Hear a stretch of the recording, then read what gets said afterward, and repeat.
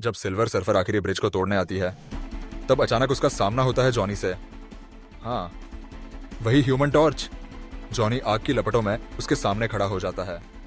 वो उस पर वार भी करता है और फिर अचानक उसकी आंखों में देखता है और कहता है, मुझे तुम्हारे बारे में सब पता है। तुम किसी और ग्रह की हो, उस ग्रह की जिसे गैलेक्टस निगलने आ गया था, और तब तुमने अपने ग्रह को बचाने के लिए उससे सौदा किया।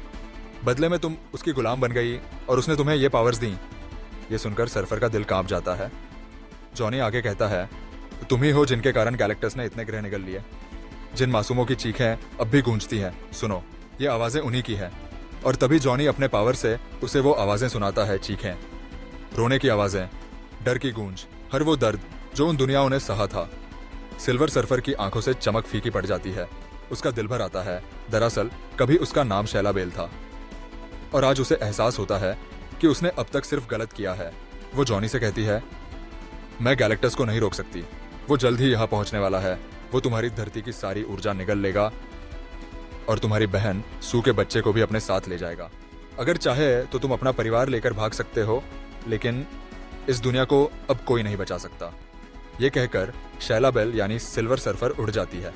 जॉनी भागते हुए अपनी टीम के पास लौटता है और सबको सारी बात बताता है। सबके चेहरे उतर जाते हैं। जो प्लान उन्होंने बनाया था सब खत्म हो चुका है। लेकिन रीड यानी मिस्टर फैंटास्टिक हार नहीं मानते। वो गहरी सांस लेकर कहता है, अब हमें भागना नहीं है, हमें गैलेक्टस को यहीं आने देना होगा और फिर उसे टेलीपोर्ट करना होगा। हमारे पास आखिरी ब्रिज बचा है। इस बार हम धरती को नहीं बल्कि गैलेक्टस को ही टेलीपोर्ट करेंगे। पूरे शहर को खाली करा दिया जाता है। अगले दिन आसमान काला पड़ जाता है। गैलेक्टस आता है भारी कदमों से, गर्जन के साथ। उसकी नजर सीधे सू के बच्चे पर है। फैंटास्टिक फोर एक एक कर उस पर हमला करते हैं ताकि उसका ध्यान बंटे। उस बीच जॉनी बच्चे को उठाकर भाग जाता है और उसकी जगह एक खाली पालना क्रेडल रख देता है। लेकिन गैलेक्टस कोई साधारण दुश्मन नहीं था। उसे तुरंत धोखे का एहसास हो जाता है। वो पूरी जगह स्कैन करता है और तुरंत जान जाता है कि असली बच्चा सामने वाली बिल्डिंग में है।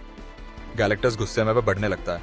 सब मिलकर हमला करते हैं, पर बेकार। वो बहुत ताकतवर है और आखिरकार उसने बच्चे को पकड़ ही लिया।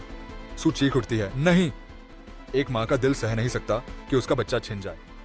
वो अपनी पूरी ताकत झोंक देती है। अपनी फोर्स फील्ड से गैलेक्टस को रोक लेती है। धीरे धीरे वो उसे धकेलते हुए टेलीपोर्ट ब्रिज के सामने ले आती है।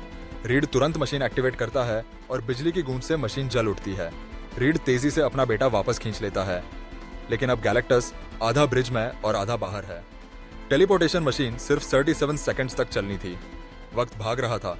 मशीन बंद हो रही थी। गैलेक्टस वापस लौटने ही वाला था। तभी आसमान चमकता है। सिल्वर सर्फर वापस आती है।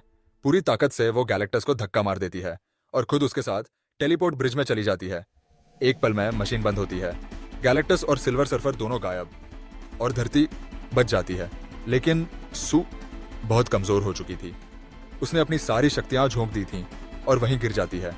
टीम उसके पास आती है मगर देर हो चुकी होती है। सू की सांसें थम जाती है। रीड की आंखों से आंसू बहने लगते हैं। छोटा बच्चा फ्रैंकलिन भी जोर जोर से रोता है। सब उसे आखिरी बार उसकी माँ की गोद में रखते हैं और तभी चमत्कार होता है। फ्रैंकलिन के अंदर ऐसी ताकत होती है जो किसी ने सोचा भी नहीं था। वो रोते रोते अपनी हथेली से रोशनी फैलाता है और सू की सांसें वापस लौट आती है। सू जिंदा हो जाती है। फैंटास्टिक फोर अवाक है। अब उन्हें एहसास होता है कि उनका बेटा साधारण बच्चा नहीं है बल्कि असीम शक्तियों से भरा है। धरती अब पूरी तरह सुरक्षित है। लोग खुशी से झूम उठते हैं। हर तरफ सिर्फ एक ही नाम गूंजता है, फैंटास्टिक फोर। और इसी सुखद अंत के साथ ये रोमांचक कहानी खत्म होती है।